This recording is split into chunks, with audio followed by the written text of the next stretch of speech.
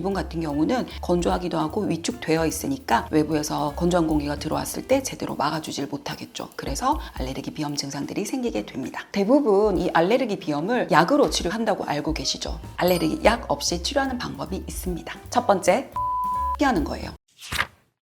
안녕하세요. 라경찬 한의원 최예영 원장입니다. 알레르기 비염 환자분들이 제일 무서워하시는 계절이 봄이랑 가을이거든요. 바로 지금 같은 계절에는 콧물이랑 가려움 때문에 정말 너무 괴로워요. 그렇다고 이럴 때마다 약 먹으면 졸음 부작용 때문에 일상생활도 힘들고 무엇보다도 약 끊으면 다시 평소대로 돌아와서 진짜 아예 코를 떼버리고 싶다고 하시는 분들도 계세요. 저희 병원 환자분 중에서도요, 몇 년째 약이랑 스프레이로 버티다가 도저히 안 되겠어서 찾아오신 분이 계신데, 제가 오늘 알려드릴 방법으로 알레르기 약 하나 없이 3개월 만에 완전히 비염을 치료하신 분도 계세요. 너무 간단한 방법이라서 당장 오늘부터 실천할 수 있는 방법이니까 영상 꼭 끝까지 시청하시고 비염 환자분들 모두 편안하게 숨 쉴 수 있게 되길 바라겠습니다.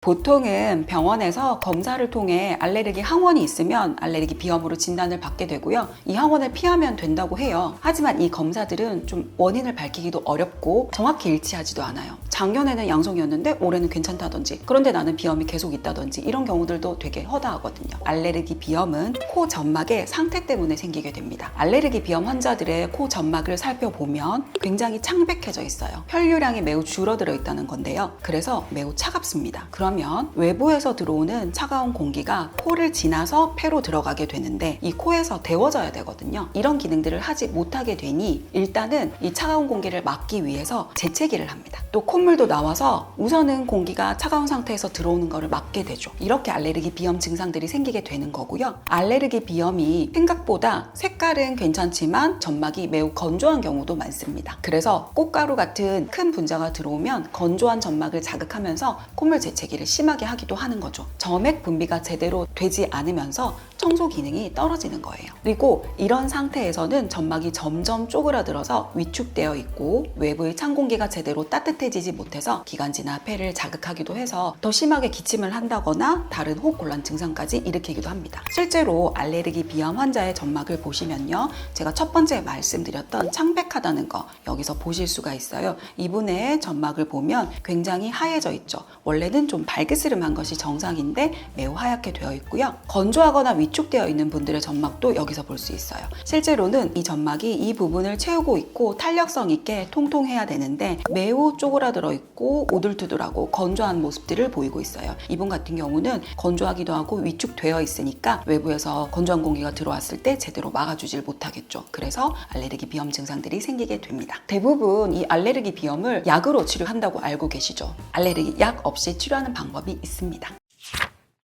첫 번째, 차갑고 건조한 공기를 피하는 거예요. 일종의 회피요법인데요. 아까 말씀드렸던 알레르기 비염의 원인이 차갑고 건조한 공기잖아요. 그래서 이 공기들을 막아주는 거예요. 실제로 점막을 손상시키는 원인이 되는 차갑고 건조한 공기를 피해야 알레르기 비염을 치료할 수 있습니다. 따라서 비염 치료 기간에는 찬바람 맞으면서 등산하거나 조깅, 산책하는 거 피하셔야 돼요. 코로 계속 숨을 들이쉬고 있는데 여기에 찬 공기가 지속적으로 공급되면 안 그래도 점막 기능이 나빠져서 과부하가 걸려있는 코점막이 더 고장나게 되죠. 그래서 절대 금물입니다. 집에서 환기 시킬 수도 있잖아요. 이럴 때는 그럼 어떡하나요? 좀 피해 계셔야 해요. 다른 분들이 문 열어주고 환자분들은 좀 다른 쪽에 가셔서 찬 공기를 마시는 걸 피해 주셔야 돼요. 두 번째, 방안 온도를 조금 더울 정도로 올려주셔야 해요. 장판으로 몸만 데우는 게 아니라 내 코에 닿는 공기 자체가 따뜻하도록 만들어 주셔야 해요. 그래야지 코에 부담이 덜 가게 되겠죠. 그리고 가습기를 사용하셔서 주무실 때 건조한 공기를 마시지 않도록 해야 합니다. 코가 많이 불편할 때는 코 세척이 아니라 오히려 뜨거운 기물 쐬는 훈증 같은 거를 해주셔서 좀 편안하게 만들어 주시는 것도 좋아요. 그리고 옷도 가급적이면 따뜻하게 조금 더울 정도로 입으시는 게 좋죠. 마지막으로 찬 음식 피하셔야 합니다. 사실 저희 오셔서 어떤 음식 가려야 하나요? 이런 거 물어보지만 음식 종류가 중요한 게 아닙니다. 오히려 차가운 아이스크림, 얼음물, 물, 아이스 아메리카노 같은 것들이 알레르기 비염을 악화시켜요.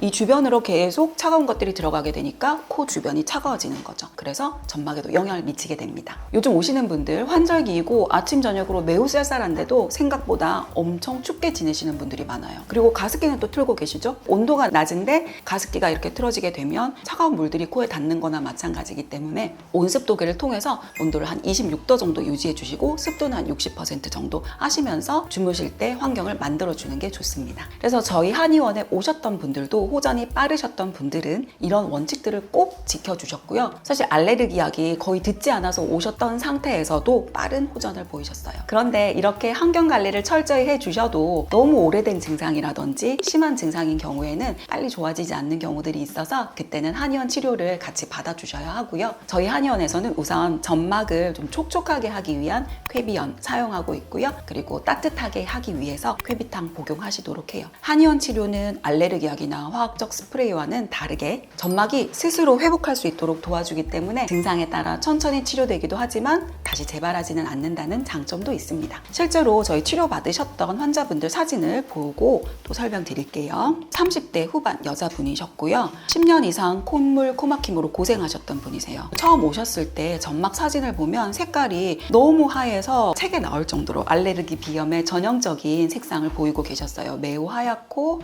이렇게 위축되어 있었죠. 이분은 알레르기 비염이 계속 심해지면서 만성 비염으로까지 진행된 상태셨는데요. 항상 콧물, 코막힘 재채기를 달고 계셨어요. 환절기 때는 일상생활이 불가할 정도로 계속 재채기를 하셨던 분이시죠. 그래서 너무 도와달라고 하시면서 오셨던 분이세요. 한의원 치료하시면서 생활수칙도 정말 열심히 지켜주셨거든요. 근데 이분이 한 달 후에 오셨을 때도 사실 색깔은 돌아오지 못했어요. 그런데 2달 되었을 때 이렇게 옆부분 보시면은 색상이 많이 발그스름해져 있는 거 보이시나요? 물론 아직 점막 크기를 위해서 좀 더 치료는 하고 계시지만 지금 2달 정도 되면서 색상이 혈색이 돌기 시작했어요. 그리고 증상도 거의 없어지셨죠. 하지만 재발 방지를 위해서 점막을 좀 더 촉촉하게 만들기 위해서 좀 더 치료하시고 종료하셨죠. 다른 한 분은요. 이분도 마찬가지로 여자 환자분이셨는데요. 봄에 콧물 재채기가 너무 심해서 찾아오시게 되었어요. 뭔가 근본적인 치료를 해야겠다고 생각하셔서 오시게 됐는데요. 오셨을 때 점막 보시면요. 색깔이 너무 하얗지는 않지만 사실 뒷부분이 다 보일 정도로 이렇게 많이 위축되어 있는 상태셨어요. 건조함도 굉장히 심하셨고요. 이러다 보니 콧물 재채기가 멋질 않으셨던 거죠. 그런데 한 달 후에 일단 증상도 먼저 좋아지셨고요. 2달이 되면서 증상도 없고 그리고 점막도 거의 통통하고 촉촉한 원래 상태대로 회복을 하셨어요. 그래도 조금 더 저희 안심할 순 없으니까 한 달 정도 더 치료하자고 말씀드린 뒤에 3달 치료하시고 완전히 너무 편해지셔서 치료가 종료되었죠. 이렇게 편의상 치료라는 말을 사용했지만 실제로 알레르기 약들은 치료의 의미가 없어요. 단순히 잠시 동안 알레르기 반응을 줄이는 거죠. 그래서 점막이 건강한 분들은 이 약들을 잠시만 복용해도 효과가 있어요. 그렇지만 오랫동안 비염을 앓아서 점막이 손상된 경우에는 이 약들은 결국 점막을 더 건조하게 만들고 혈색을 차갑게 만들죠. 그래서 약을 중단하면 증상이 반복되는 것은 물론 약을 끊고 나면 더 심하게 돼요. 우리가 냄새 나는데 안 씻고 향수만 계속 뿌리게 되는 건데요. 향수보다는 냄새 자체를 없애는 근본적인 치료를 해주셔야 하는 거죠. 알레르기 약, 코 스프레이, 그리고 식염수 세척 모두 알레르기 비염의 원인이 되는 점막을 차갑고 건조하게 만드는 행위들이에요. 가급적 모두 줄이시고 일단은 환경 관리부터 실천해 보시고 한의원 오셔서 치료 받으시는 게 좋습니다. 증상도 없어지고 점막도 정상적으로 회복되는 상태로 치료가 가능합니다. 물론 치료하시고 난 후에도 가끔 증상이 나타나는 경우도 있어요. 환절기라든지 찬 공기 들어오는데 내 몸 아직 적응 못했을 때 그럴 수도 있지만 이 콧물과 재채기는 정상적으로 필터, 가습기, 난로 기능을 코가 하고 있는 것이라고 생각하시면 됩니다. 그렇죠. 예를 들어서 정말 먼지 하나에만 처음에는 반응을 하셨지만 점막이 점점 상태가 안 좋아져서 진짜 이렇게 하얘져 있고 쪼그라들어 있는 분들은 사소한 자극도 제대로 처리를 못해요. 그래서 매우 다양한 항원에 반응하는 것처럼 느껴지게 되고 사시사철 알레르기 비염 증상을 앓게 되시는 거죠. 늘 코가 불편한 만성 비염으로도 가기도 하고요. 또 호비루라든지 다른 호흡이 불편하다든지 이런 심각한 증상까지도 오시게 됩니다. 이 경우에는 치료도 더 오래 걸리고 증상도 더 심해질 수 있으니 꼭 미리미리 치료하시기 바랍니다.